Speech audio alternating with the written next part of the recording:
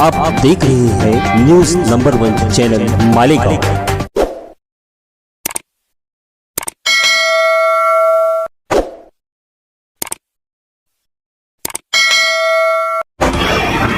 मैं हूँ रियाज शाह और आप देख रहे हैं न्यूज नंबर 1 चैनल मालेगांव। आइए नजर डालते हैं कुछ खास खबरों के।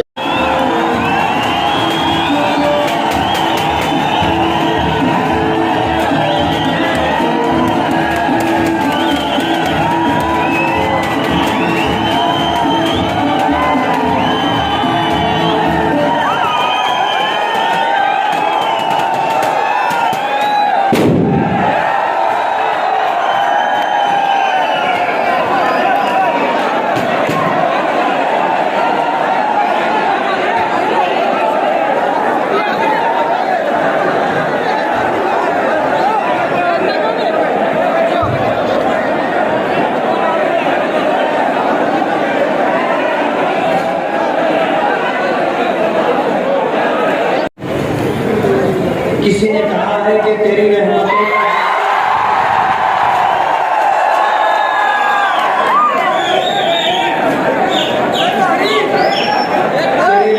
का दरिया सरेआम चल रहा है। मुझे भीख मिल रही है, मेरा काम चल रहा है। तेरे नाम का वजीफा मेरी जिंदगी का हासिल, तेरे नाम का वजीफा मेरी जिंदगी का हासिल, तेरे नाम की बदौलत मेराज फैज़ाबादी ने कहा है कि जिंदगी दी है तो जीने का हुनर भी देना, जिंदगी दी है तो जीने का हुनर भी देना, पाँव बख्शे हैं तो तौफीक सफर भी देना। गुफ्तगू तूने सिखाई है, मैं तो गूंगा था, अब जो बोलूंगा तो बातों में असर भी देना। मैं तो इस खाना बदोशी पे खुश हूँ, लेकिन मैं तो इस खाना बदोशी पे खुश हूँ, लेकिन नई नस्लें न भटके उन्हें घर भी देना। पहला तो शेर तो आपने बारहा सुना होगा, लेकिन मेराज फैज़ाबादी की गजल का एक तीसरा शेर है जो आज के हमारे इस प्रोग्राम का उन्वान है। आज हम अपने 3 साल का हिसाब देने के लिए खड़े हुए। हमारा सियासी सफर का आगाज 2007 से हुआ था और आपको मालूम होना चाहिए कि 2007 का वो साल ऐसा था, शेख रशीद साहब 2 मरतबा चुनकर आ चुके थे, उनका दूसरा टर्म चल रहा था, तीसरी मर्तबा चुन करके आते तो वो मिनिस्टर बन गए।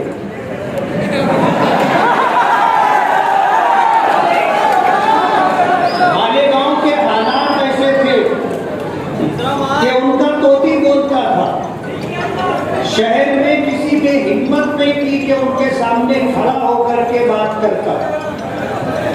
उनके वर्करों के हौसले इतने बढ़े हुए थे कि लोगों की बहु बेटियों की इज्जतें दांव पर लगी हुई थी।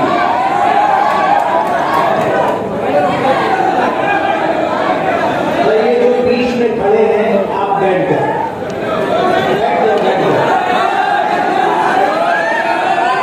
आते तो मिनिस्टर बन गए। उनके वर्करों के हौसले इतने बढ़े हुए थे कि ऐसा लगता था कि शहर में जंगल रहा। मजबूरों, कमजोरों लोगों का तकाजा था कि शहर में कुछ तब्दीली आनी चाहिए, बदलाव आना चाहिए। मौलाना जाहिद नदवी साहब, मौलाना मोहम्मद अय्यूब कासमी साहब, ये हजरात दारुल उलूम मोहम्मदिया के दारुल इफ्ता में आए और आकर के उन्होंने एक प्रोग्राम रखा,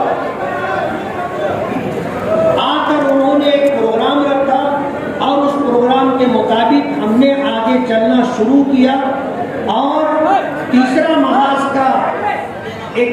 महाज नाम की एक पार्टी रजिस्टर करवा करके हमने कारपोरेशन के इलेक्शन में कदम रखा। अल्लाह ने इज्जत दी। 1.5 महीने की मुद्दत में हमने 28 कारपोरेटर चुनवाए कांग्रेस पार्टी जिसका इख्तियार गली से लेकर के दिल्ली तक और जिस पार्टी के कामों की सराहना आज वो लोग जिन्होंने कांग्रेस पार्टी छोड़ करके राष्ट्रवादी पार्टी में शमूलियत इख्तियार की, वो कहते थे कि गली से लेकर के दिल्ली तक हमारी सरकार और काम और विकास हमारी पहचान है। सवाल ये है कि फिर आपने कांग्रेस क्यों छोड़ी?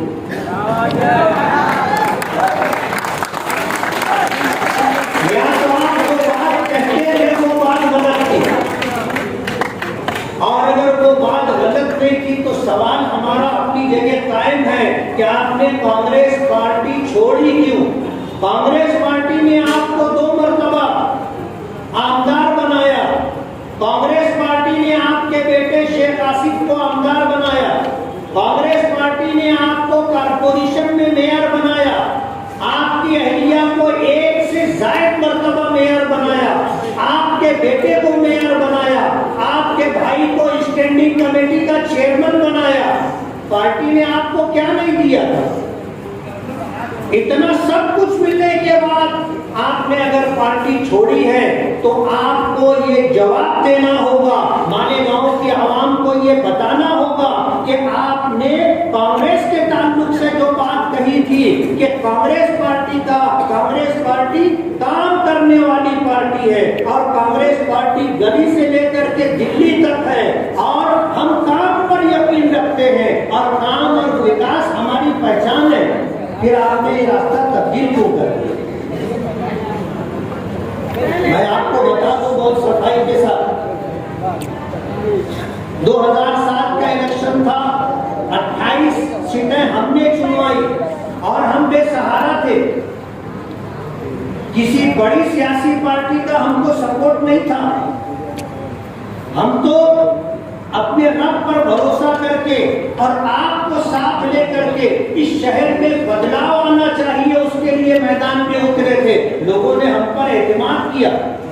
हम मजहबी, समाजी, इस्लाही और मिल्ली काम करने वाले तबके से ताल्लुक रखते हैं, लेकिन शायद अल्लाह को ये मंजूर था कि सियासी मैदान में भी आकर के हम लोगों का काम करें। अल्लाह की ये मर्जी थी, हम आए, 28 सीटें अल्लाह ने अता की और कांग्रेस पार्टी तमाम तर वसाइल के साथ सिर्फ 29 सीटें हासिल कर सकी। और मैं आपको बता दूं, हमने कांग्रेस के खिलाफ, हमने जनता दल के खिलाफ इलेक्शन लड़ा था। अब जब रिजल्ट आया तो हमारे पास शिवसेना ऐसी पार्टी थी कि जिसके खिलाफ हमने इलेक्शन नहीं लड़ा था। हम उनके पास गए और जाने के बाद हमने ये कहा कि हम आपके साथ पैक्ट करके कारपोरेशन के अंदर कामकाज करने के लिए सत्ता बनाना चाहते हैं। लेकिन मुसीबत ये थी कि शिवसेना के लोगों ने हमको तालिबान कहा कि ये तालिबान है। इलेक्शन में उन्होंने हमको तालिबान का नाम दिया था। हम जब उनके पास गए तो वो लोग सटपटा गए कि ये हमारी ऑफिस में कैसे आ गए। हैरत की बात ये है और आपको खुश होना चाहिए कि वो अपना ऑफिस खाली करके बाहर चले गए, हम अंदर बैठे। आज मालेगांव से नासिक तक गए, हम नासिक भी गए।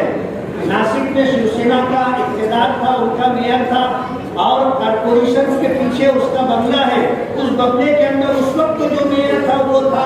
हम गए तो एक तरफ बाला साहब ठाकरे की छत, जमीन से लेकर छत तक की तस्वीर थी और दूसरी तरफ शिवसेना की तस्वीर थी। हम वहां गए, वो लोग भी ऑफिस छोड़ के चले। हमने उनके साथ मिलकर के कारपोरेशन में इक़्तिदार लाने की कोशिश की, लेकिन कहते हैं ना कि माजी आदमी का पीछा नहीं छोड़ता। जो बात कह चुके थे वो उनके गले की हड्डी बन गई।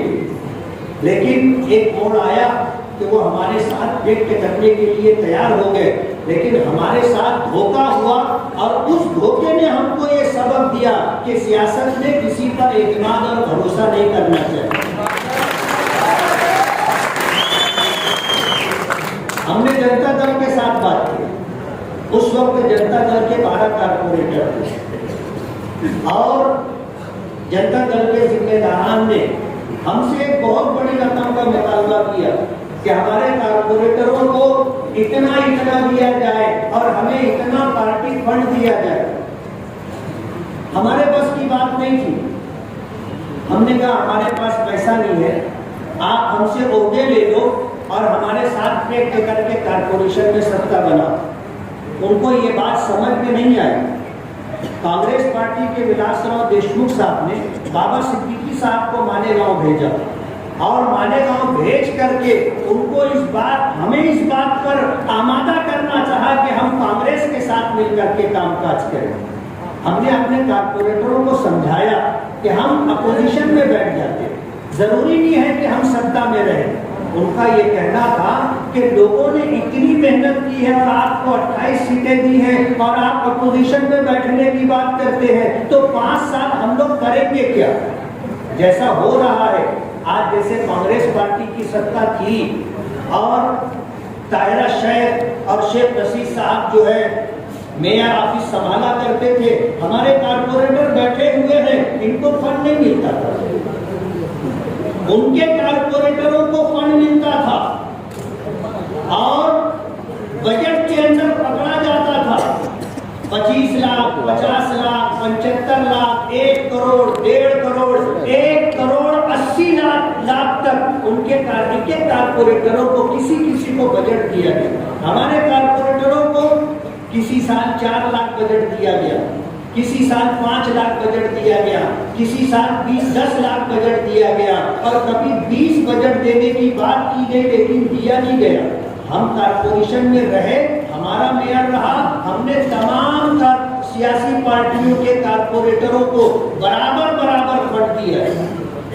ये हमारी तारीफ रही है कारपोरेशन की। और कांग्रेस के साथ हमें बहालते मजबूरी हमें पेट करके कारपोरेटरों के इख्तिलाफ, पार्लियामेंट्री बोर्ड के इख्तिलाफ के बावजूद हमें वो काम करना पड़ा। जाहिर बात है यूं कोई बेवफा नहीं होता, कुछ तो मजबूरियां रही होंगी,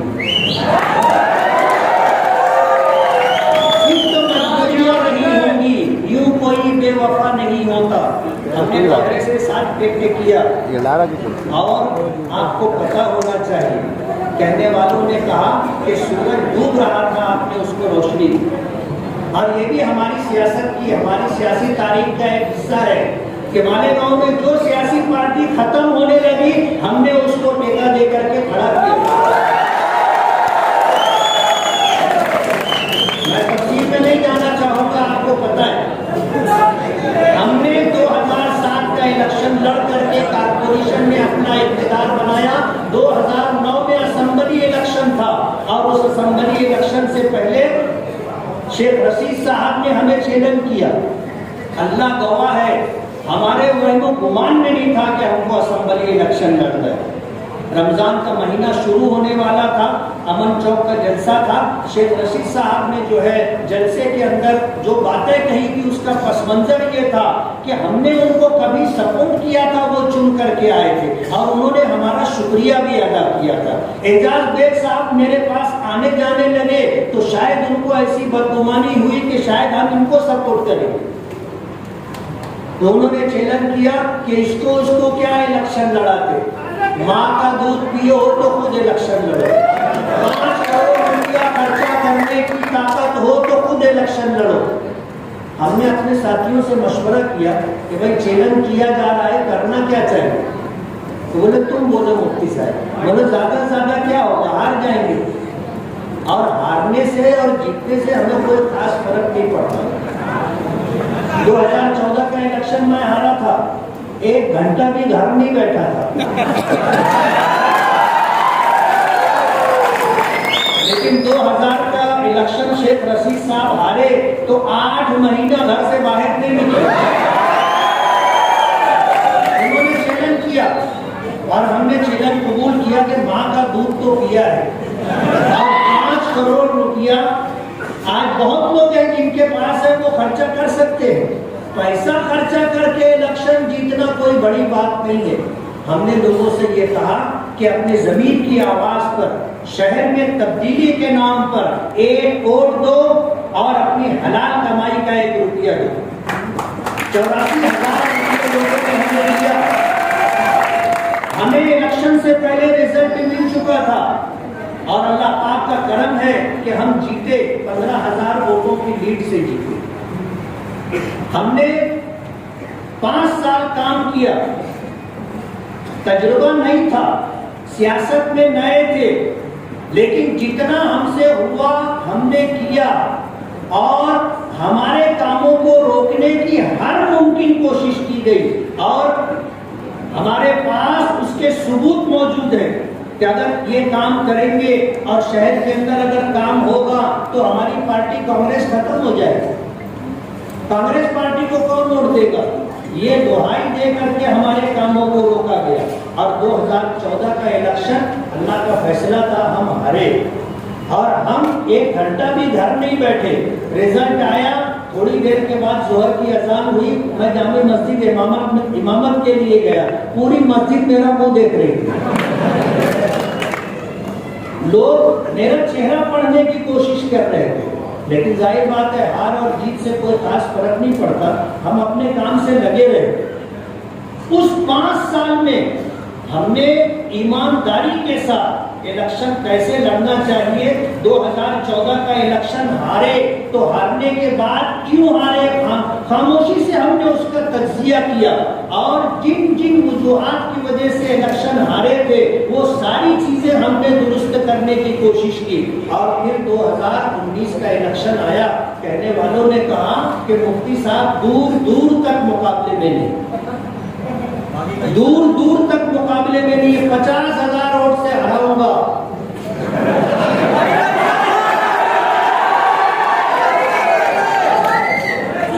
फिर 50,000 से 45,000 पे आए, 40 पर आए, 30 पर आए, 20 पर आए, 10 पर आए, 5 पर आए और फिर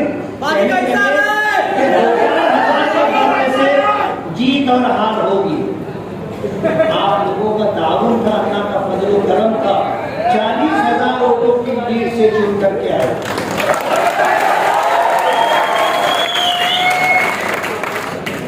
और आज का हमारा ये जलसा 3 साल का हिसाब देने के लिए, सरकार इलेक्शन रिजल्ट आने के बाद, चुनकर आने के बाद सरकार बन ही नहीं रही थी। आपको पता है कई महीने निकल गए, शिवसेना बीजेपी का झगड़ा चलता रहा, सरकार नहीं बनी और महीनों गुजर जाने के बाद सरकार बनी तो कोरोना साहेब आ गए।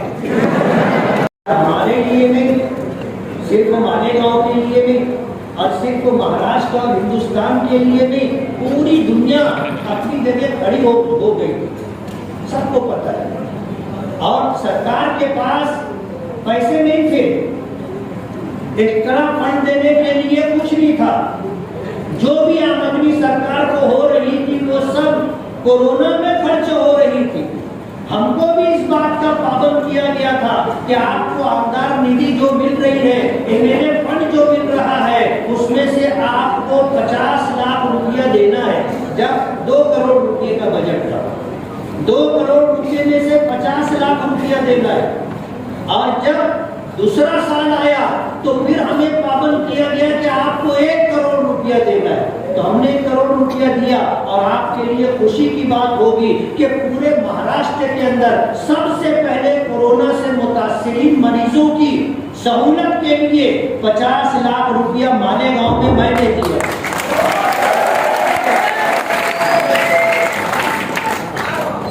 मैंने 5 साल में क्या किया है वो पंफलेट छपा हुआ है और आप जाते हुए वो पंफलेट ले करके जाएं, उसको देखें कि हमने इन 5 सालों के अंदर क्या काम किया है। मैं आपको बताऊं, हमने क्वालिटी में काम किया और पहला काम हमने इस्लामपुरे में आरसीसी सीमेंट रोड का काम किया। उस रोड के बनने के बाद फिर मालेगांव में अल्हम्दुलिल्लाह बेदारी आई और अब सीमेंट रोड अच्छा क्वालिटी में बनने लग गया। माजी आमदार शेख आसिफ साहब ने अपने 5 साल दौर में पब्लिक का कोई काम नहीं किया। वो ये कहते थे कि ये रोड गटर की सियासत ये कारपोरेटर की है, कारपोरेशन से जुड़ी हुई है और एमएलए का काम नहीं है। उन्होंने कोई रोड गटर 5 साल में बनाई नहीं। अपना फंड तालीम के नाम पर उन्होंने दिया, कंप्यूटर बांटे, किताबें बांटी, कापियां बांटी, कितनी बांटी उनको मालूम। और उन्होंने 5 साल में कोई रोड नहीं बनाया। अब जब नहीं है सत्ता में, हार चुके हैं, 10 करोड़ रुपया ला करके उन्होंने शहर में जितने रोड बनाए हैं आप देख लो उन्होंने कहां बनाए। और 10 करोड़ में उन्होंने जितने रोड बनाए हैं, एमएलए रहते हुए अगर 10-10 करोड़ रुपया लाए होते तो मालेगांव के अंदर सारे बड़े रोड बन चुके होते। जब उन्होंने काम नहीं किया, ये तो ऊपर वाले का धर्म है कि मैं एमएलए हूं और मेरे रहते हुए मेरे एमएलएशिप के दौरान शहर में इतना काम होगा कि जब साल मेरा टर्म पूरा होगा तो आप देखोगे मालेगांव में कितनी रोड बन चुकी है। काम होना चाहिए, चाहे हम करें चाहे कोई और करे। हम किसी के काम को रोकने की कभी हमने नापाक हरकत नहीं की। हम तो ये चाहते हैं कि हमारे शहर में काम होना चाहिए और यहाँ की आवाम को बुनियादी सहूलियात मिलनी चाहिए, शहर की तरक्की होनी चाहिए और शहर में रहने वालों को बुनियादी मूलभूत सुविधा मिलनी चाहिए। रोड है, गटर है, पानी है, लाइट है, ये सारी सहूलतें उनको मिलनी चाहिए। अब जाहिर बात है कोई भी ला रहा है तो अपने घर से नहीं ला रहा है, कहां से ला रहा है? सरकार से ला रहा है। चलो हम लाए, तुम लाए, आया तो मालेगांव में और हमारे पीरियड में आएगा, हमारे लिए फक्र की बात होगी। हम तो चाहेंगे उनको और फंड मिले। अजीत दादा पवार आए थे, उनको जब वो फाइनेंस मिनिस्टर और डिप्टी चीफ मिनिस्टर थे, उन्होंने 10 करोड़ रुपए का फंड दिया। मालेगांव में बहुत सारी रोड बनी, लेकिन कहते हैं ना कि अंधा इन्होंने वहीं पर रोड बनाया जहां से इनको वोट मिल सकती है और उनके कारपोरेटर से उनको वोट मिलती है, जबकि वहां से भी मुझको ही वोट मिलती है।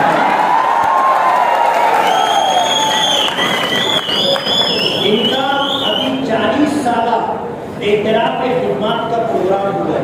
मैंने लोगों से कहा कि 40 साल में जो पहला 5 साल था उसमें उन्होंने क्या काम किया, थोड़ा सा मालूमात लेकर के निकाल कर किया।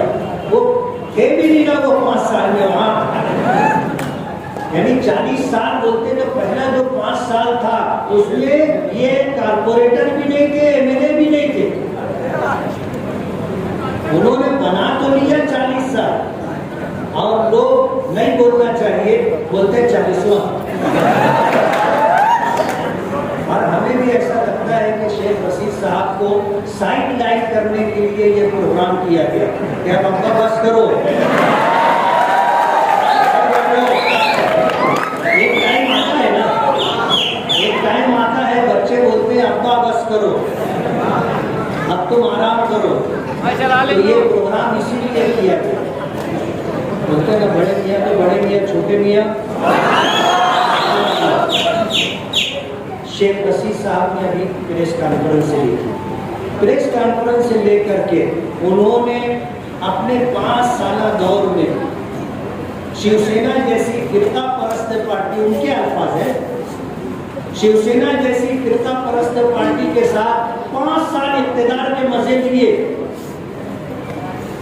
उनका साथ लेकर के मेयर बने और जो फंड था 50% से ज्यादा नदी के उस पार गया, जबकि 80% टैक्स हम देते हैं, 20% टैक्स नदी के उस पार से मुश्किल से मिलता है। लेकिन कहने वाले कहते हैं कि 80% काम उधर हुआ, 20% काम इधर हुआ, जबकि इधर की पब्लिक 80% टैक्स देती है। अब जब इक़्तिदार खत्म हो गया तो तो दादा भूसे साहब बहुत बुरे हो गए ना। पहले बहुत अच्छे थे, साथ में मिलना बैठना और शाम का प्रोग्राम भी चलता था, जब बहुत अच्छे थे। जब 5 साल का इक़्तिदार खत्म हो गया तब शिवसेना फिरका परस्त पार्टी हो गई और दादा भूसे साहब जो आज हमारे कैबिनेट मिनिस्टर हैं, आज वो बुरे लगने लगे। अब जाहिर बात है कि जिस वक्त तो इनको अपना इख्तिलाफ बताना था उस वक्त नहीं बताया। 5 साल इक़्तिदार का मजा ले लिया और मजा ले लेने के बाद जो है जब टाइम पीरियड खत्म हो गया तब उनकी मुखालफत शुरू कर दी। शेख आसिफ साहब जो है कॉर्पोरेशन में मेयर थे, आज लोग हमसे बोलते हैं कि ये नल पट्टी मालेगांव में नासिक से ज्यादा है, मालेगांव में अहमदनगर से ज्यादा है, मालेगांव में नल पट्टी जो है औरंगाबाद से ज्यादा है, धुलिया से ज्यादा है। क्यों ज्यादा है आपको पता है? शेख आसिफ साहब मेयर बने थे और जब वो मेयर बने तो मेयर बनने के बाद उन्होंने पानी पट्टी के लिए जनरल बोर्ड में ऐसे इस बात को मंजूरी दी कि हर साल के पानी पट्टी बढ़ेगी। कितने %? 5%। अब जाहिर बात है हर साल 5% नल पट्टी बढ़ती जा रही है और बढ़ते बढ़ते आज नल पट्टी इतनी हो गई कि दूसरे बड़े शहरों में इतनी नल पट्टी नहीं है जितनी नल पट्टी हमको देनी पड़ रही है। और आपको पता है रोजाना हमको पानी नहीं मिलता, हमको पानी एक दिन नाले से मिलता है और जब पानी कम पड़ता है तो 2 दिन नाले से पानी मिलता है और नल पट्टी हर दिन पानी मिले उस हिसाब से वसूल की जाती है। अभी जो है शेख रशीद साहब ने प्रेस कॉन्फ्रेंस से ली और प्रेस कॉन्फ्रेंस से लेकर के उन्होंने घर पट्टी की बात की। मैं आपको बताऊं ये घर पट्टी का विषय उन्होंने खुद ही मेयर की सिफारिश से जनरल बोर्ड में रखा था और उसको मंजूरी दी और केर पट्टी के लिए घर पट्टी के लिए सर्वे कराने वाली जो टीम मालेगांव में आई है ये इनकी लाई हुई है। और आपको ये भी बता दूं कि जिन्होंने अपने घर का सर्वे करा लिया उनकी घर पट्टी 2 पट 3 पट 5 पट तक आएगी। हमने इसकी मुखालफत की कि जो सर्वे करने के लिए आए उनको सर्वे मत करने दो, वरना आपकी घर पट्टी इतनी बढ़ करके आएगी कि आपकी आंख खुल जाएगी। आज शेख रशीद साहब घर पट्टी बढ़े उसका विषय वो जनरल बोर्ड में लाने वाले मेयर की सिफारिश से आया और उनके रहते हुए इसे मंजूरी मिली, आज मुखालफत कर रहे। आपको उसी वक्त तो रोकना चाहिए था ना। और चलो आखिरी जो आपने जनरल बोर्ड की मीटिंग की थी कम से कम उसमें तो जो है अपनी पिछली गलती दुरुस्त कर लेते, ये उन्होंने नहीं किया। आज लोगों को मालेगांव के लोगों को बेवकूफ समझ रहे हैं और मालेगांव के लोगों को ऐसा समझ रहे हैं कि इनको कुछ समझता नहीं है।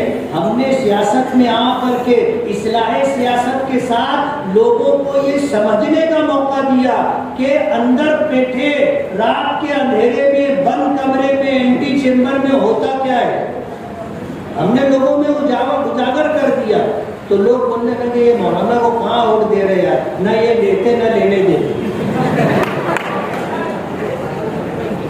ना ये देते ना लेने देते, इस तरह की बातचीत हो रही है।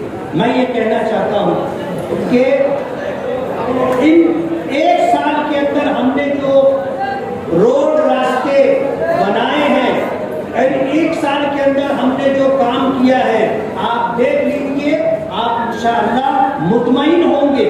मालेगांव शहर एक ऐसा शहर है जिसे लोग कहते हैं कि ये जज्बाती शहर। 12 नवंबर का जो मामला हुआ था, 12 नवंबर के मसले में शहर को पता है कि हमारे आका सरकार दो आलम सल्लल्लाहु अलैहि वसल्लम की शान मुबारक में गुस्ताखी की गई थी और रज़ा-ए-कैफी की तरफ से ये आवाज उठी थी कि हमें शहर बंद करके अपना एहतजाज दर्ज कराना चाहिए। मालेगांव की एक सियासी मजहबी समाजी मिली तंजीम ऐसी नहीं थी जिसने मुखालफत की है, सबने तारीफ की थी। और मालेगांव की तारीख के अंदर आपको पता होना चाहिए कि इतना कामयाब बंद कभी भी नहीं हुआ।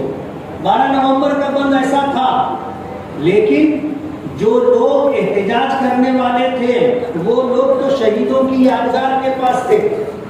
मैंने कुछ लोगों को फोन करके कहा था कि हालात पर नजर रखो और हमारा एहतजाज दर्ज हो जाए और अमन तरीके से वो काम होना चाहिए। जो लोग एहतजाज कर रहे थे जिम्मेदारान के, उनको ये मशवरा दिया गया था कि आप आगे ना बढ़ें और आप इतने हद तक ही महदूद रहे। उनको बात समझ में नहीं आई। ये लोग शहीदों की यादगार पर गए, हालात बिगड़ते नजर आए, वहां से ये वापस आ गए। कुसुम्बा रोड की तरफ से जुलूस आया था ना, वहां से जुलूस आया और जुलूस ने आकर के जो हंगामा किया, उस हंगामे की वजह से हालात बिगड़े। रात में जमीयत उलमा ने जब गिरफ्तारियां शुरू हुई तो जमीयत उलमा की वर्किंग कमेटी ने यह फैसला किया था कि हिंदुस्तान भर में मजलूमों का और बेगुनाह लोगों का मुकदमा जमीयत उलमा लड़ती है, तो मालेगांव में भी जमीयत उलमा मुकदमा लड़ेगी। हमारे ये अब्दुल मालिक बकरा ये अपना वक्त फारिग करके नासिक सेंट्रल जेल गए और जो गिरफ्तार शुदा लोग हैं उनसे वकालतनामे पर दस्तखत ली और आने के बाद ये मामला सियासत की नजर हो गया। जमीयत के दफ्तर पर बाकायदा प्लानिंग के साथ लोगों को भेजा गया जिन्होंने आकर जमीयत के दफ्तर में हंगामा किया, सख्त सुस्त कहा, गालियां दी और वकालतनामे वापस ले गए। आवाज आती है कि 18 लोगों का मुकदमा मैं लड़ूंगा, बाकी लोगों का मुकदमा जिसको लड़ना है वो लड़े। कुछ लोगों ने दूसरे लोगों का मुकदमा लड़ा। बहुत सारे लोग ऐसे थे जिन्होंने अपना मुकदमा खुद लड़ा। जमीयत उलमा बगैर किसी तफरीक के, बगैर किसी मसलकी मामले को सामने रखते हुए तमाम लोगों के जो है मुकदमात लड़ने की बात की थी। आज मेरे मुतालिक कहा जाता है कि नाकारा है, निकम्मे है। इन्होंने क्या किया, अमन कमेटी की मीटिंग 13 नवंबर को थी। कैबिनेट मिनिस्टर दादा भूसे बैठे हुए थे, नासिक जिले के आईजी बैठे हुए थे, सीनियर एसपी थे, एडिशनल एसपी थे, तमाम पीआई थे हमारे शहर के। मैंने उस मौके पर यह बात कही थी कि आपको हमारे जज्बात समझना चाहिए। हमारे जज्बात ये हैं कि अगर हमारे आका की शान में गुस्ताखी की जाएगी ये चीज हमारे लिए नाकाबिले बर्दाश्त है। मैंने 2 वाकयात जिक्र किए थे। अंग्रेजों का जमाना था और उस जमाने में सरकार हजरत आयशा सिद्दीका रज़ियल्लाहु ताला अन्हा पर तोहमत लगाई जा रही थी और उनकी इहानत की जा रही थी और इस तरह के मामला थे। एक शख्स ने तोहमत लगाने वाले को कत्ल कर दिया। अंग्रेज की अदालत में मुकदमा गया तो अंग्रेज जज ने कहा अगर तुम ये कह दो कि मैं उस वक्त तो होश में नहीं था, जोश और जज्बात से मगलूब था, तो तुम्हारे बारे में कोई रियायत की जा सकती है।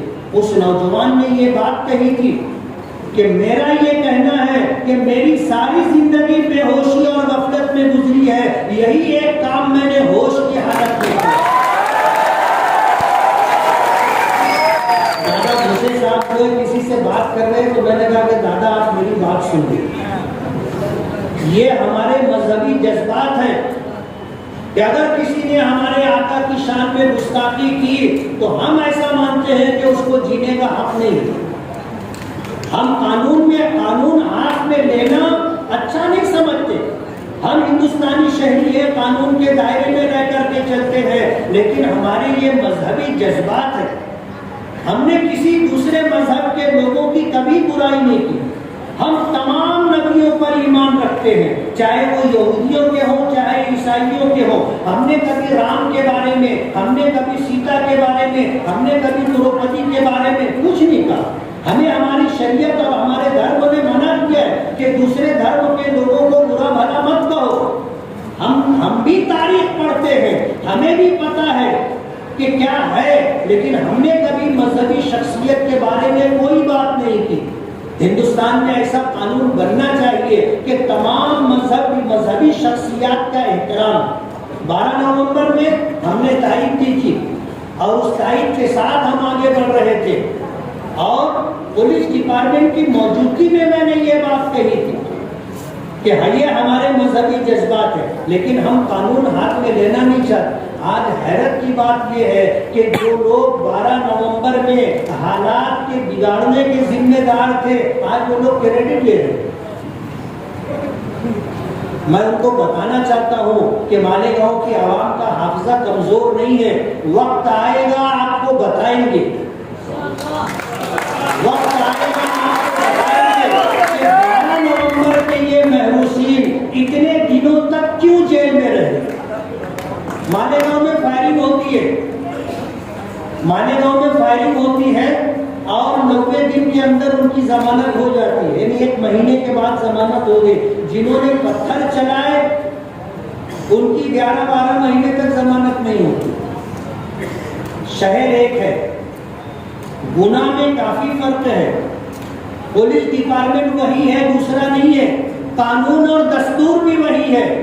फायरिंग, गोली चलाने वालों की जमानत हो जाती है, पत्थर चलाने वालों की जमानत नहीं होती। मैं आपको बताना चाहता हूँ कि 12 नवंबर का यह हादसा हुआ था, रात में किसने मीटिंग ली थी, किसने प्रेस कॉन्फ्रेंस ली थी और किसने ये कहा था कि मालेगांव के बाहर से लोगों ने आ करके मालेगांव के अंदर ये सब कुछ किया, सीसीटीवी कैमरा चेक करना चाहिए। इसी प्रेस कॉन्फ्रेंस में कही गई बात पर 120 बी की कलम पुलिस ने लगाई, यानी मुनज्जम साजिश के तहत शहर में बगावत का माहौल पैदा करना। आज हमको लोग इल्जाम देते हैं कि इनके ये कहने की वजह से कि पत्थर लाया गया था, उसकी वजह से ऐसा हुआ। अरे ये पत्थर लाया गया था, ये बात मैं अकेला कहने वाला नहीं हूँ। इस बात को कहने वाले तो बहुत लोग हैं, लेकिन 120 वाली 120 बी वाली कलम की बात कोई नहीं करता। कुसुम्बा रोड की तरफ से जो मजमा आया था, जिन्होंने आकर हंगामा किया था, जिनकी वजह से ये लोग, कुछ लोग गिरफ्तार हुए बेगुनाह और जेलों की सलाखों के पीछे रहे, उनके लिए कोई बात करने वाला नहीं। लेकिन गांव वालों का हाफिजा कमजोर नहीं है। इसलिए मैं आपसे ये कहना चाहता हूँ कि आप ख्वाबे गफलत में ना रहें। मालेगांव के आवाम का हाफिजा कमजोर नहीं है और अगर कहीं गर्द और गुबार आ जाएगा तो हम साफ करने के लिए मौजूद है ना कि ये हादसा हुआ क्यों था, हम बताएंगे लोगों को। इसलिए 12 नवंबर के मामले को लेकर के हमें जिस तरह टारगेट किया जा रहा है, मैं आपको बता दूं, मैंने उसी मजलिस में ये बात पुलिस डिपार्टमेंट के लोगों को कही थी। उन्होंने तकरीबन 1000-1500 लोगों पर केस बनाए थे और ये 50-55 लोगों तक ये फिगर पहुंचा और रहमान पहलवान के घर रात में घुस करके कॉम्बिंग ऑपरेशन करके उनको ले जाया गया।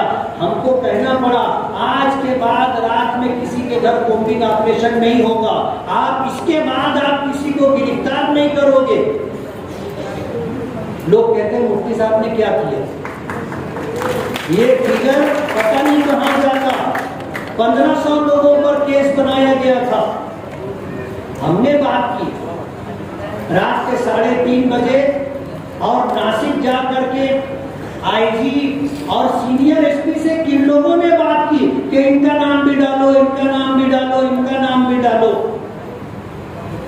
आपको देखना समझना पड़ेगा। लोगों ने जाकर रात में खुफिया मीटिंग करके लोगों का नाम डलवाया।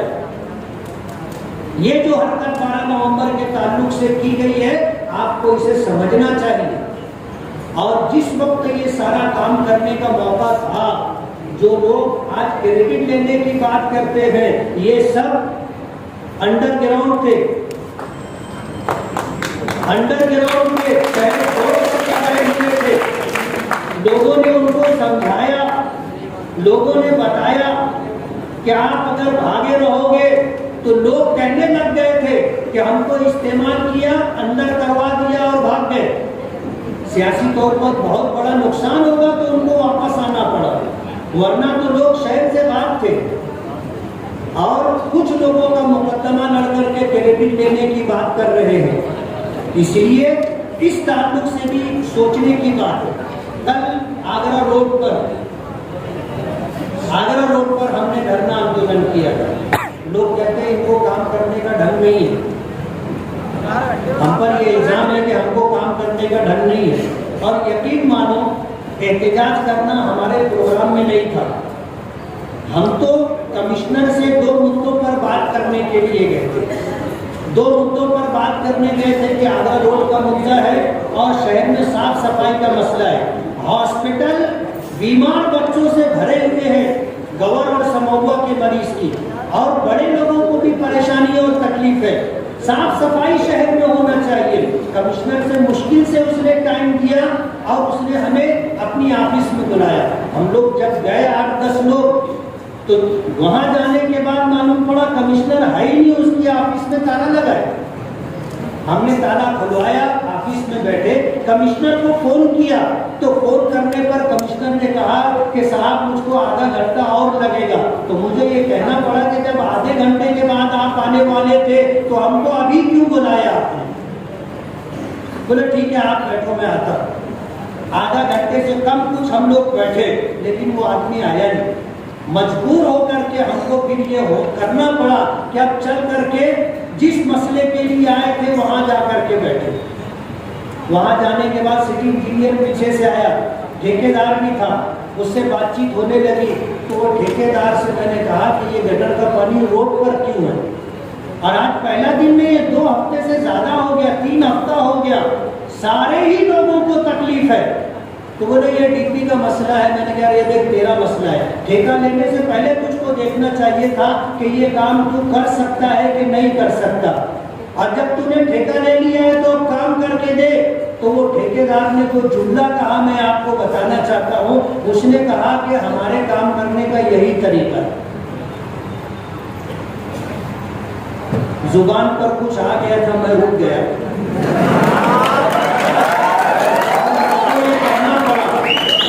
अभी तेरा मामला नहीं है, हम लोग जो है तुझसे भिड़ने के लिए नहीं आए।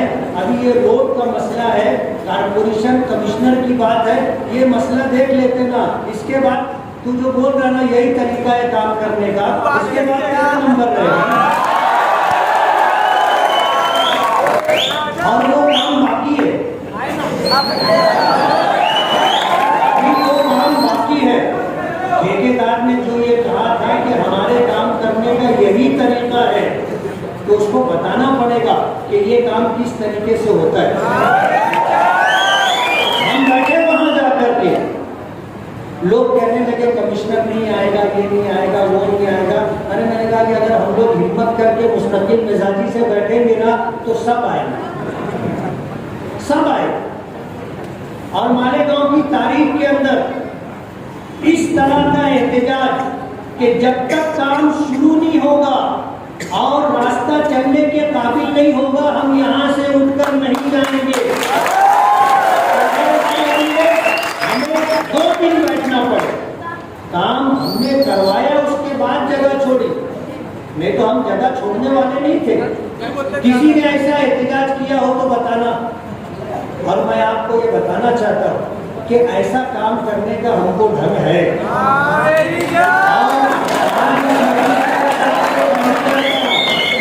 आज की इस मजलिस में कहना चाहता हूँ कि मुझे ऐसे लोग चाहिए कि ये जितने बदगुमान, भ्रष्टाचारी, लूट मार करने वाले लोग हैं, उनके खिलाफ एहतजाज करने के लिए मुझे आपका साथ चाहिए।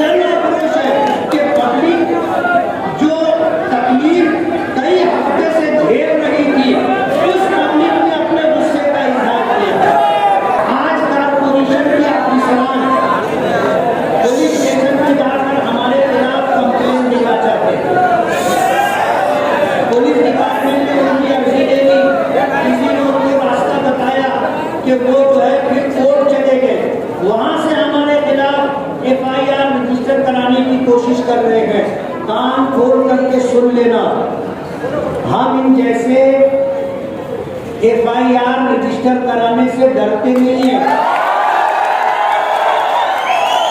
और कांच के और शीशे के महल में बैठ करके जो अफसरान ये हरकत कर रहे हैं उनको घर भेजाने के लिए हमारे अंदर ताकत है। कान खोल करके सुन ले, हमें पता है कि कौन कितनी भ्रष्टाचारी करता है और कितने परसेंट कितने टके कमीशन लेता है, हमें पता है। आपको सबक लेना चाहिए। सिटी पुलिस स्टेशन के PI साहब चले गए ना, सिटी पुलिस स्टेशन के PI साहब चले गए, आपको भी जाते देर नहीं लगेगी, सिर्फ थोड़ा सा हिसाब किताब बैठाना पड़ेगा। कमीशन के जो ऑफिसरान हमारे खिलाफ पुलिस स्टेशन और कोर्ट गए हैं वो कान खोल करके सुन ले, आज से हम उनके पीछे लगे रहेंगे और हम देखेंगे जहां हमें थोड़ा सुनवाई लगी इंशाअल्लाह अच्छी मिसाल दिखाएंगे।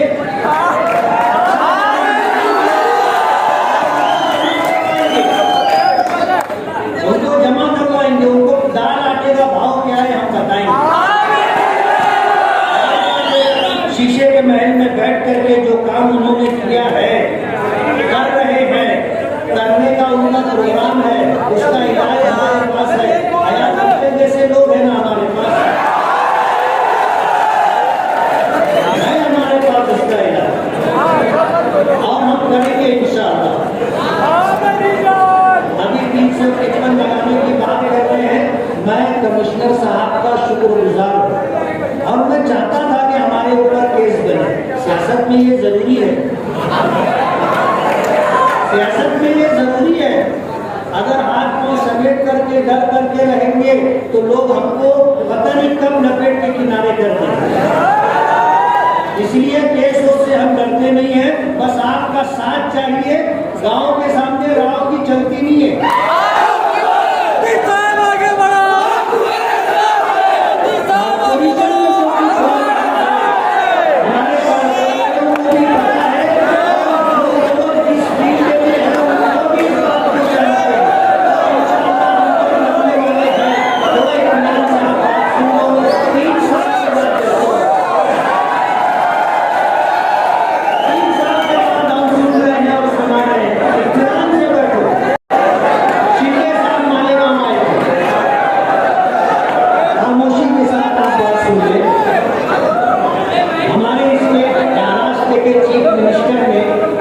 पूरे डिवीजन की मीटिंग मालेगांव में रखी और उस डिवीजन की मीटिंग में एक MLA होने की हैसियत से हमें कहना था, हम गए और वहां जाने के बाद पहला प्रोग्राम था जो उनका, उसमें पहुंचे और पहुंचने के बाद जब प्रोग्राम खत्म होने लगा तो चीफ मिनिस्टर साहब ने मुझसे पूछा कि मुफ्ती साहब आपकी गाड़ी कहाँ है। इसलिए कि चीफ मिनिस्टर की गाड़ियों का जो काफिला होता है उसमें किसी की गाड़ी शामिल नहीं हो सकती, ये सिक्योरिटी का एक मसला है और चीफ मिनिस्टर साहब को गेट वाला सिक्योरिटी मिली हुई है। तो वो मुझसे पूछने लगे कि आपकी गाड़ी कहाँ है। मैं तो मोटरसाइकिल पे गया, भाई बैठ गया। शिंदे साहब ने हमारे चीफ मिनिस्टर ने पूछा कि मुफ्ती साहब आपकी गाड़ी कहाँ है, तो मैंने कोई जवाब दिया नहीं, इसलिए कि मैं 4 व्हीलर पे नहीं 2 व्हीलर पे गया था। तो हमारे कैबिनेट मिनिस्टर दादा भूसे साहब ने हंस करके कहा कि हमारे मुफ्ती साहब 2 व्हीलर पर घूमते। उनको यकीन नहीं आया शिंदे साहब को, वो मुझसे पूछने लगे कि मोटरसाइकिल पे है। मैंने कहा हाँ साहब।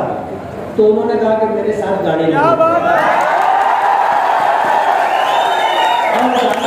साहब को उन्होंने जिम्मेदारी दी कि आप मुफ्ती साहब को ले जा करके गाड़ी में बिठाओ। तो चीफ मिनिस्टर साहब के गाड़ी में बैठने से पहले मैं या दादा भूसे गाड़ी में बैठ चुके। उसके बाद क्या हुआ वो मैं आपको बताना चाहता हूँ।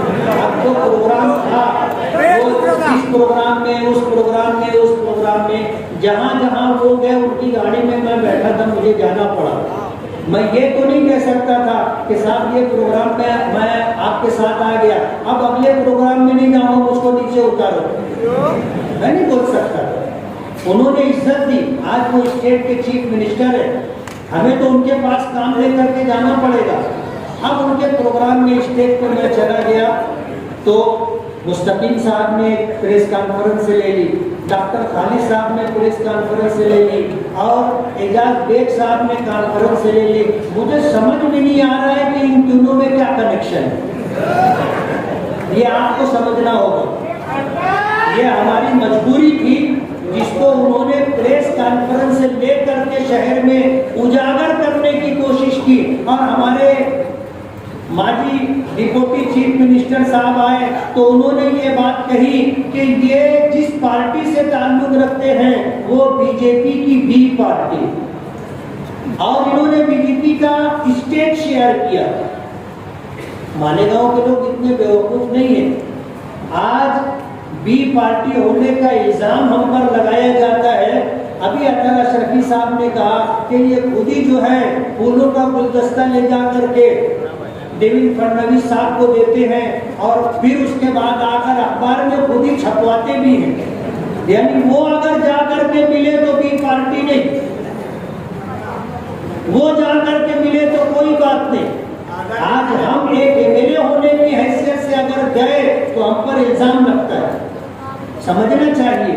आज हमारे शहर में जो हालात हैं, पुलिस डिपार्टमेंट अगर यहाँ हो तो वो इस बात को नोट कर ले।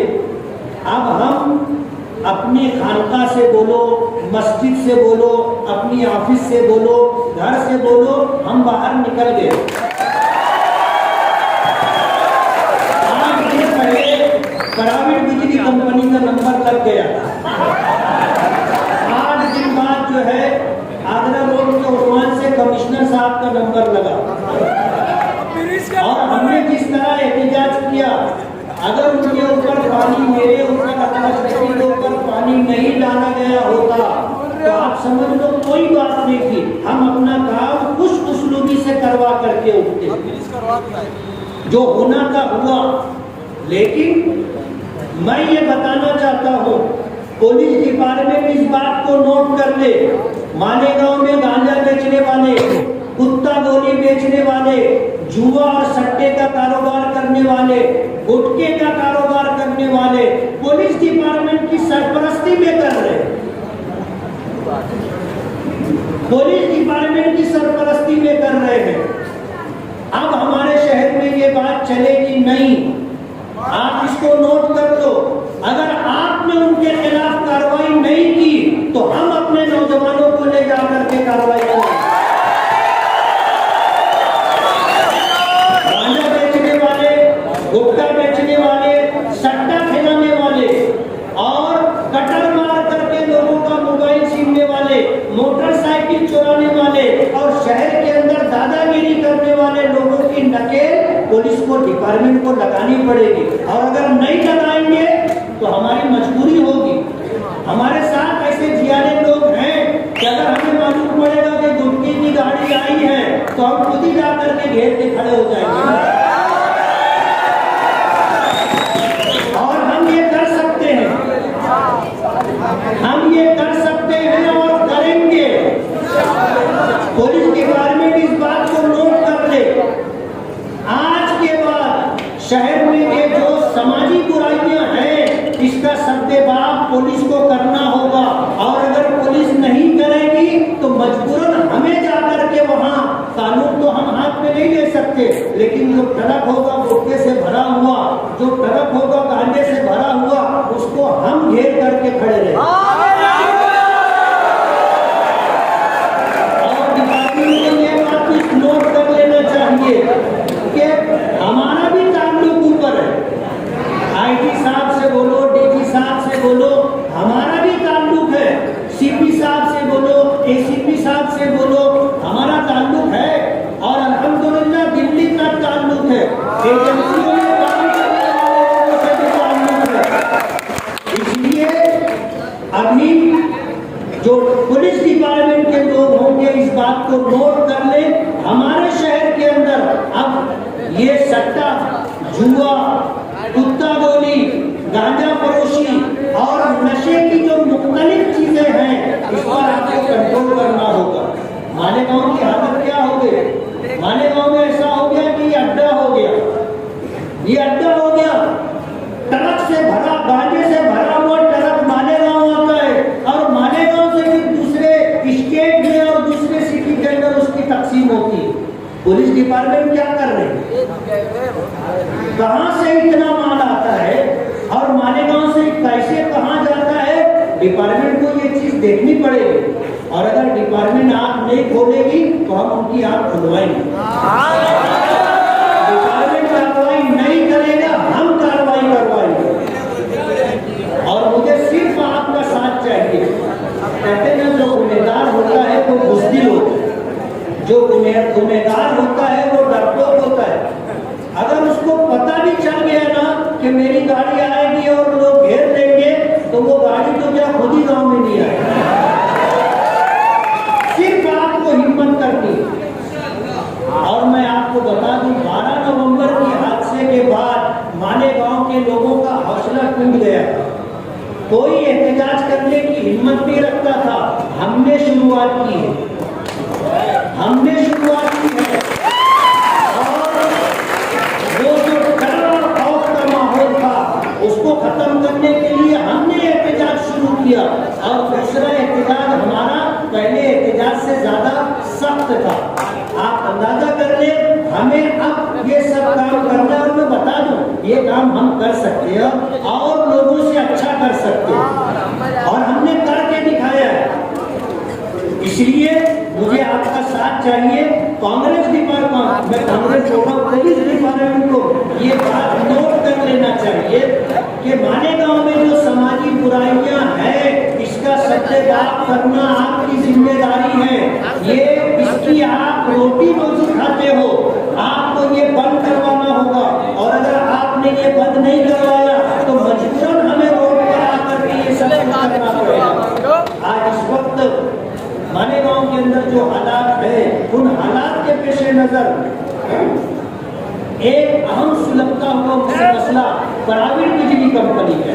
5 मई 2019 को माजी आमदार शेख आसिफ साहब के दौर में ये एग्रीमेंट हुआ है, और 20 साल के लिए ये मुसीबत हम पर लादी गई है। आज बिजली के मसले को लेकर के हमारा शहर किस तरह परेशान है, शायद माजी में इतनी बड़ी परेशानी नहीं रही। घरगुती मीटर के ऊपर जब ये बिल बनाते हैं तो 50,000 से ऊपर, और जब कारखाने का बिल बनता है तो कई लाख रुपए में बनता है। और ये प्राइवेट बिजली कंपनी, हमने जिम्मेदारी के साथ ये बात कही है कि ये मालेगांव को लूटने के लिए आए। एक लुटेरा वो होता है जो ताकत के बलबूते पर, अपनी हथियार के बलबूते पर आकर लूट करके जाता है। इन्होंने कानून का सहारा लेकर के लूटने का काम किया है। प्राइवेट बिजली कंपनी की मनमानी चलेगी नहीं, प्राइवेट बिजली कंपनी की मनमानी चलेगी नहीं। अगर है तो वो हमसे राब्ता करे, उसका मसला इंशाअल्लाह हम हल करवा के देंगे। हमारा ये शहर मजदूरों का शहर, बुनकरों का शहर है। अभी शनिचर के दिन, इसी हफ्ते में शनिचर के दिन दिल्ली से टेक्सटाइल मिनिस्ट्री की तरफ से एक कमेटी आई थी। मालेगांव के ताल्लुक से पावरलूम के जितने मसाइल हैं, उन मसाइल पर नुमाइंदगी की गई और मालेगांव में क्या होना चाहिए ये तफसील उनको दी गई। और इस तफसील के साथ वो कमेटी दिल्ली वापस गई है। बुनकरों के मसाइल के हल के लिए हम इंशाअल्लाह यहाँ से लेकर दिल्ली तक जो है मेहनत करेंगे और कोशिश करेंगे, और इंशाअल्लाह हम अपने शहर के रोजगार के लिए कामयाब जद्दोजहद और कामयाब नुमाइंदगी करेंगे। इसी के साथ मैं आपको ये बता दूं कि मालेगांव में 2 नंबरी लोगों की सरपरस्ती करने वाले कौन लोग हैं आपको समझना होगा। मालेगांव में समाजी बुराइयों को चलाने के लिए और उनकी सरपरस्ती करने के लिए जो लोग हैं उनको आपको पहचानना पड़ेगा। कि गांजे के कारोबार में मालेगांव के 2 लोग थे, उनका झगड़ा चल रहा था, तो उनको बैठा करके सुलह कराने वाले लोगों ने सुलह ये कराई कि आगरा रोड के इस तरफ तू कारोबार संभाल और आगरा रोड के उस तरफ तू कारोबार संभाल। हमें पता है और मुझे यही यकीन है कि डिपार्टमेंट को भी पता होगा, लेकिन डिपार्टमेंट क्यों कार्रवाई नहीं करती है आप समझ सकते हैं। आज जो लोग ईडी में, डीएसपी में लोग हैं, खुफिया एजेंसी में है, हमें तो बताने वालों ने यहाँ तक बताया कि जुए सट्टे के कारोबार में ये पार्टनर है। अब जाहिर बात है संजय भाई कोतवाल फिर तर्क आएगा, उनके यहाँ रेट नहीं पड़ती, और रेट पड़ती भी है तो कामयाब रेट नहीं पड़ती। जब रेड करने के लिए जाने वाले जो लोग होते हैं वही फोन करके बोलते आ रहे हैं हम लोग हैं, हमारी बात पहले से वही लोग फोन करके बता देंगे तो कहाँ कुछ होगा। इस तरह की जो हरकतें मालेगांव में हो रही हैं, पुलिस डिपार्टमेंट इस बात को नोट कर ले कि अभी शहर के अंदर चलेगा नहीं। हमने अपने शहर के अंदर बहुत सारे रोड रास्ते बनाए, बहुत सारे रोड रास्ते बनाए हैं, और हमें आपको ये बताना चाहिए कि जो भी हमारे 15-20 रोड बने हैं, उसके अलावा शहर में जितने बड़े रास्ते हैं उसके लिए तकरीबन 70 करोड़ रुपए की हमने डिमांड की है, और 50 करोड़ रुपया जो मंजूर हो चुका है, जीआर आना बाकी है, उसमें से 10 करोड़ रुपए का जीआर कारपोरेशन में आ गया, 8 करोड़ रुपया उसमें अभी इस सिलसिले काम सुझाया गया, इंशाअल्लाह वो काम होगा। मैं आपको ये बताना चाहता हूँ कि इन बकिया 2 सालों के अंदर, बल्कि आपको ये समझ लेना चाहिए कि 3 साल, अभी 2022-23 का जो महफूज है उसमें हमने जो काम डाले हैं वो काम इंशाअल्लाह अब शुरू होंगे। उसके बाद 2 साल के बजट हमारे पास और है, और इंशाअल्लाह इस शहर का नाम नक्शा बदलने की हम कोशिश करेंगे। हम ये दावा तो नहीं करते कि मालेगांव को सिलाई बना देंगे, किसी ने किया था याद है आपको? किसको याद है? हाथ उठाना, बहुत कम को मालूम है। कारपोरेशन नक्शे में मालेगांव की आवाम को ये बताया गया था कि आप हमें इख्तियार दो, हम मालेगांव को सिलाई बनाएंगे। ये तो पिछोड़ बन गया।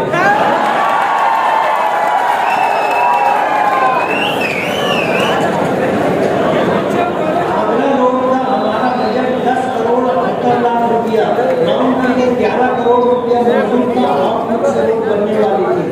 आगरा रोड के नाम पर इन्होंने कितना कमाया और खाया आपको पता है। हम बना रहे थे, हमको नहीं बनाने दिया गया। आरसीसी रोड बनाएंगे और 50 करोड़ रुपए से ज्यादा डालने का प्रोग्राम बना, रोड और गटर के नाले के नाम पर। एक फेज बना, दूसरा फेज बन रहा है, नाले का काम चालू है, 3 साल का अरसा हो चुका है, एक रोड बना नहीं है। अभी तीसरा फेज बनेगा दरेगांव नाके तक, जब तब जाकर के एक रोड बनेगा। हमारा काम ना हो उसके लिए ये सारी हरकतें की जाए। हमने गुजारिश की थी कि अगर आपके पास 50 करोड़ रुपया है तो मालेगांव के अंदर अतराफ में जो कच्चे इलाके हैं, आप वहाँ रोड है, पानी की पाइपलाइन है, आप वहाँ पर जो है गटर है और लाइट है, ये नज्म कर दो, सबका काम हो जाता। लेकिन ये करना नहीं था, ये करना नहीं था, इसलिए जो है हमारा काम रोकने के लिए जो कुछ वो कर सकते थे उन्होंने किया। आज इस मौके पर मुझे चिट्ठी दी गई कि गठबंधन के ताल्लुक से भी हुई। हमने कभी गठबंधन की मुखालफत नहीं की है, कहीं गठबंधन के ताल्लुक से इख्तिलाफ की आवाज हमारी तरफ से आपको सुनाई नहीं दी गई होगी, लेकिन हमारे खिलाफ मुसलसल लिखा जा रहा है और मुसलसल बोला जा रहा है। मैं ये बात बताना चाहता हूँ कि वो सारी पोस्ट हम महफूज रखेंगे। ऊंट भी पहाड़ के नीचे आता है ना, ऊंट भी पहाड़ के नीचे आता है, तब उसको पता चलता है कि उसका कद है बड़ा या पहाड़ ऊंचा है? हम बताएंगे। लेकिन हमने गठबंधन की मुखालफत नहीं की। गठबंधन हमारी चाहत है, हमारी मजबूरी नहीं है। लेकिन हमारे साथ जो सुलूक किया जा रहा है, हमें ऐसा लगता है कि वो लोग गठबंधन बाकी नहीं रखना चाहते और हम पर इल्जाम डालना चाहते हैं कि गठबंधन इनकी वजह से टूटा। हम तोड़ने वाले नहीं हैं गठबंधन। लेकिन जाहिर बात है, ताली दो हाथ से बचती है। ताली दो हाथ से बचती है, एक हाथ से ताली नहीं बचती। जब हम और आप दोनों चाहेंगे कि गठबंधन बाकी रहे तो ही गठबंधन बाकी रहेगा, और अगर हम चाहते रहे और आप ना चाहो तो मियां बीवी का रिश्ता भी नहीं रहता ना। मियां बीवी का रिश्ता भी बाकी नहीं रहता, तो गठबंधन की क्या बात है? हमने ये प्रोग्राम बनाया है कि गठबंधन रख करके हम इस शहर को उन लोगों से पाक करना चाहते हैं जो इस शहर को 40 साल से लूट रहे। समझ रहे हो? जो लोग 40 साल से लूट रहे हैं इस शहर को, हम अपने शहर को उनसे पाक करना चाहते हैं। इसलिए हम गठबंधन बाकी रखना चाहते हैं। और अगर आपकी तरफ से गठबंधन की खिलाफ वर्जी हो रही है तो इसका मतलब ये है कि आप ये बात नहीं चाहते। आपको सबको ये बात समझ लेनी चाहिए। आज इस मौके पर हमारे शहर के अंदर जिस तरह की सूरत हाल है, उसके पेश नज़र हमें बहुत कुछ करने की ज़रूरत है। ये हमारा शहर है, हमारा घर है, इसको साफ सुथरा रखना हमारी जिम्मेदारी है, इसको बनाना संवारना हमारी जिम्मेदारी है। दुख के साथ कहना पड़ता है कि हमारे यहाँ गटर का ढक्कन बनता है, रात में गायब हो जाता है। हैरत की बात यह है कि संडास का दरवाजा लोग तोड़ करके ले जाते हैं। ये हमारा शहर है। अगर हम अपने शहर के साथ ये सलूक करेंगे तो हमारे शहर के अंदर कैसे जो है तामीर और तरक्की का काम हो सकेगा? आपको अपने शहर के लिए कुर्बानी देनी है, और कुर्बानी दोनों तरीके से देनी है कि कोई दूसरा अगर इसको लूट रहा है, इसको तबाह और बर्बाद कर रहा है, तो उसको रोकना भी हमारी जिम्मेदारी है, उसकी हिफाजत करना भी हमारी जिम्मेदारी है। और इस शहर के विकास और तरक्की के लिए जो हमारी जिम्मेदारी बनती है, हमें वो जिम्मेदारी पूरी करनी होगी। अगर हमने वो जिम्मेदारियां पूरी की तो इंशाअल्लाह हमारे शहर का कामकाज होगा, और इस तरह जो है कामकाज होने के बाद मालेगांव इंशाअल्लाह तरक्की करेगा। और आपने इस वक्त जो वक्त मुझे दिया है मेरी बात सुनने के लिए, मैं आखिर में ये कहना चाहूंगा कि खौफ जुल्मत से नहीं, खौफ जुल्मत से नहीं, हुस्न और यकीन से होगा। खौफ जुल्मत से नहीं, हुस्न यकीन से नहीं होगा। एक नई सुबह का आगाज यहीं से। इस वीडियो को लाइक करें, हमारे चैनल को सब्सक्राइब कर बेल आइकन जरूर प्रेस करें। हम